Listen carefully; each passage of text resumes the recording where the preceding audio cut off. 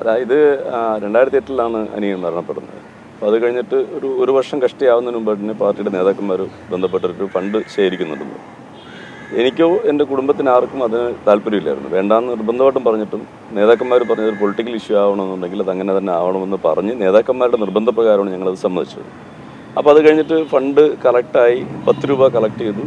അത് കഴിഞ്ഞിട്ട് 5 രൂപ അമ്മയുടെ അക്കൗണ്ടിലേക്ക് ഇടുകയും 5 രൂപ പാർട്ടി ഫണ്ടിലേക്ക് 10 ലക്ഷം രൂപ കളക്ട് ചെയ്തു. 5 ലക്ഷം രൂപ അമ്മയുടെ അക്കൗണ്ടിൽ കൊടുക്കുകയും ബാക്കി 5 ലക്ഷം രൂപ പാർട്ടി അക്കൗണ്ടിലേക്ക് സൂക്ഷിച്ചു. അത് പക്ഷേ ഞങ്ങൾ 10-15 വർഷം കഴിഞ്ഞിട്ടാണ് അറിയുന്നത്.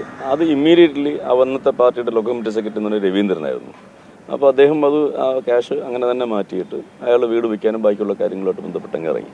ഒരു 2 വർഷത്തിന് മുമ്പായിട്ട് അവിടുത്തെ കൈതമുക്ക് സഹകരണ ബാങ്കിലാണ്. അപ്പോൾ അവിടുത്തെ ജീവനക്കാർ പറഞ്ഞു ആ കാശ് അവിടെ ഇല്ലയെന്ന് പറഞ്ഞതിന് പ്രകാരം നമ്മൾ അന്വേഷിച്ചപ്പോഴത്തേക്കും അപ്പം തന്നെ കാശ് അവിടെ നിന്ന് എടുത്തു. എന്നിട്ട് അത് ഞങ്ങൾ കുടുംബക്കാരും അവിടുത്തെ പാർട്ടിക്കാരും അത് ശ്രദ്ധപ്പെട്ട് പരാതി കൊടുത്തു. അങ്ങനെ പരാതി വന്നതിൻ്റെ അടിസ്ഥാനത്തിൽ അയാളത് അംഗീകരിച്ചു, പൈസ എടുത്തു എന്ന് പറഞ്ഞു. അതിന് പ്രകാരം ലോക്കൽ കമ്മിറ്റി സെക്രട്ടറി സ്ഥാനത്ത് നിന്നും ഒഴിവാക്കിയിട്ട് അതുപോലെ ഏരിയ കമ്മിറ്റി മെമ്പർ എന്നുള്ള സ്ഥാനത്ത് നിന്ന് ഒഴിവാക്കിയിട്ട് പാർട്ടി മെമ്പറായിട്ട് മാത്രം. നടപടിയൊക്കെ വരുന്ന ഏത് കാലയളവിലാണ്? 2 വർഷം ആവുള്ളൂ, 2 വർഷം കഷ്ടിയാവുള്ളൂ. അപ്പോൾ അങ്ങനെ ഒഴിവാക്കിയിട്ട് തിരിച്ച് അടുത്ത ലോക്കൽ സമ്മേളനം വന്ന സമയത്ത് ലോക്കൽ കമ്മിറ്റിയിൽ എടുക്കാൻ നോക്കി. അപ്പം അവിടുത്തെ പ്രാദേശികമായിട്ട് പ്രവർത്തകരെല്ലാം വളരെ ശക്തമാണ്. അപ്പോൾ അവർ എല്ലാവരും ബ്ലോക്ക് നിന്ന് പറ്റത്തില്ല എന്ന് പറഞ്ഞുകൊണ്ട് അതിൽ നിന്ന് ഒഴിവാക്കി. പക്ഷെ അത് കഴിഞ്ഞിട്ട് ഏരിയ കമ്മിറ്റിയിൽ എടുക്കാൻ നോക്കി. അപ്പോഴും ബഹുഭൂരിപക്ഷം ആൾക്കാരും എതിർത്തിന് പ്രകാരം അതിൽ നിന്ന് ഒഴിവാക്കി. ഇതെല്ലാം കൊണ്ടുവരുന്നത് നമ്മുടെ തിരുവനന്തപുരത്ത് മന്ത്രിയാണ്. അപ്പോൾ ഞാൻ അദ്ദേഹത്തോടൊപ്പം ഒരു 15-14 വർഷം അദ്ദേഹത്തിന് ട്രെയിൻ ഔട്ട് ഉണ്ടായിരുന്നു.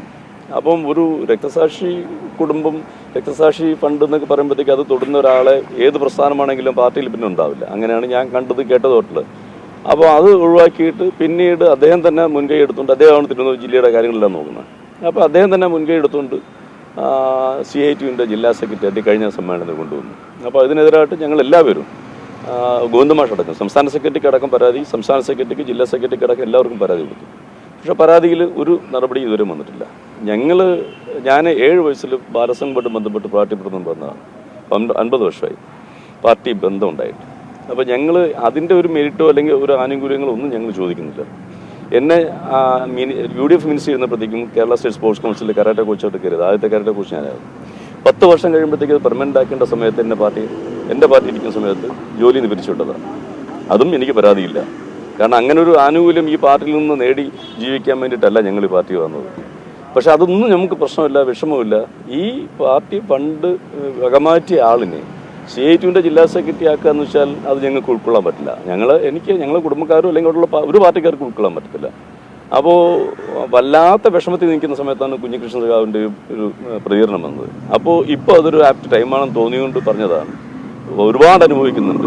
നമ്മളോട് 5 ലക്ഷം രൂപ പാർട്ടി ഫണ്ടിലേക്ക് മാറ്റി സഹകരണ ബാങ്കിൽ ഇട്ടിട്ടുണ്ടായിരുന്നു. 5 ലക്ഷം നമുക്ക് തന്നിട്ട് ശേഷിക്കുന്ന 5 ലക്ഷം രൂപ ആ പൈസയാണ് വകമാറ്റി എടുത്തത്, രവീന്ദ്രൻ എടുത്തത്. അത് പാർട്ടി ഫണ്ടിലേക്ക് സഹകരണ ബാങ്കിലേക്ക് നിക്ഷേപിക്കുന്ന കാര്യം പറഞ്ഞിട്ടുണ്ടായിരുന്നു. 10 ലക്ഷം രൂപ മുഴുവൻ പിരിഞ്ഞ് കിട്ടിയെന്ന് പാർട്ടി ഫണ്ടിൽ ഹോൾഡ് ചെയ്യാണ് എന്ന് പറഞ്ഞിട്ടായിട്ടിരുന്നത്. അപ്പോൾ അത് ഇമ്മീഡിയറ്റ്ലി ആ വർഷം തന്നെ മിക്കവാറും ആ വർഷം തന്നെ പൈസ അയാൾ എടുത്തിട്ട് പോയിട്ടുണ്ട്. അക്കൗണ്ടിലിട്ടിരുന്നത് നമ്മൾ അറിയിച്ചിട്ടാണ്, സമൂഹത്തോട് ഞങ്ങൾ അറിയിച്ചിട്ടാണ് ആ പൈസ അക്കൗണ്ടിൽ കിടക്കുവാണെന്ന് അറിയിച്ചിട്ടായിട്ടത്. ഇല്ല, ഒന്നും പറഞ്ഞില്ല. പാർട്ടി അക്കൗണ്ടിൽ ഉണ്ടെന്ന് പറഞ്ഞുള്ളൂ. ഇത് ആക്ച്വലി ഈ പൈസ ഞാൻ ആദ്യമേ പറഞ്ഞല്ലോ, നമുക്ക് ഈ അക്കൗണ്ട് ഫണ്ട് ശേഖരണം ഇതൊന്നും ഞങ്ങൾക്ക് താല്പര്യം ഉണ്ടായിട്ടല്ല. പക്ഷെ പാർട്ടി എന്ന നിലയിൽ നേതാക്കന്മാർ ഫോഴ്സ് ചെയ്തുകൊണ്ട് മാത്രം നമ്മളത് അംഗീകരിച്ചതാണ്. അപ്പോൾ അല്ലെങ്കിൽ നമുക്ക് അതിന് താല്പര്യമില്ല, അങ്ങനെ ഒരു ഫണ്ട് ശേഖരണത്തിനോട് നമുക്ക് താല്പര്യമില്ല. പക്ഷേ പാർട്ടി നേതാക്കന്മാർ പറഞ്ഞുകൊണ്ട് മാത്രം നമ്മൾ കേട്ടതാണ്.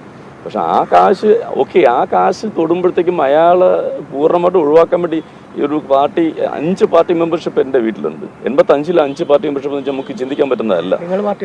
അതെ, ഞാനിപ്പോൾ പാർട്ടി തിരുവനന്തപുരം ജില്ലാ കമ്മിറ്റി ഓഫീസിൽ ബ്രാഞ്ചുണ്ട്, 4 ബ്രാഞ്ചുണ്ട്. സാംസ്കാരിക നായകന്മാരും അതുപോലെ കായിക രംഗത്തൊക്കെ ഉള്ള വലിയ ഏജ്ഡ് ആയിട്ടുള്ള ആൾക്കാർ അങ്ങനെയൊക്കെ ഉള്ളവരുടെ ബ്രാഞ്ചാണ്. അതിനകത്ത് B4 ബ്രാഞ്ചിലെ മെമ്പറാണ് ഞാൻ.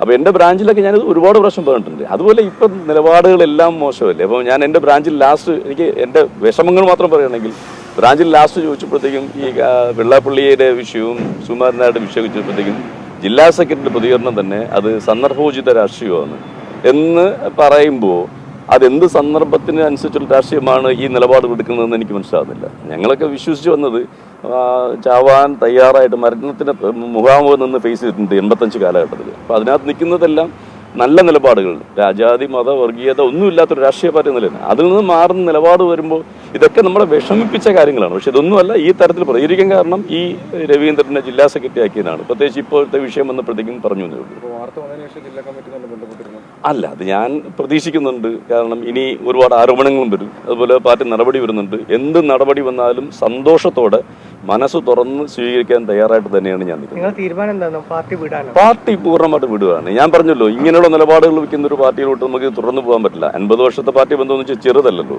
അപ്പോൾ അത് ഇനി ഇത് മുന്നോട്ട് കൊണ്ടുപോകാൻ പറ്റില്ല. പ്രത്യേകിച്ച് ഇങ്ങനെ ഒരു ആരോപണം ഉന്നയിച്ച അവസ്ഥയിൽ എന്തായാലും ഞാനിനി ഈ പാർട്ടിയിൽ കാണത്തില്ല, അതെനിക്കറിയാം. അപ്പം നിയമ നടപടിയായിട്ട് ബന്ധപ്പെട്ട് മുന്നോട്ട് പോകുന്നില്ല. ഇത് അറിയിക്കേണ്ട രീതിയിൽ അറിയിച്ചു എന്നേ ഉള്ളൂ. ഞാൻ ആദ്യം പറഞ്ഞു, പാർട്ടി ഫണ്ട് തന്നെ നമുക്ക് അങ്ങനെ താല്പര്യമില്ലായിരുന്നു. ഇപ്പോൾ നിയമ നടപടിയല്ല, ഈ പാർട്ടി അറിയിച്ചു. ഇതുമായിട്ട് മുന്നോട്ട് സഹകാരിയായിട്ട് പോലും താല്പര്യമില്ല എന്നുള്ളൊരു നിലപാടിൽ ഞാൻ നിൽക്കുന്നത്.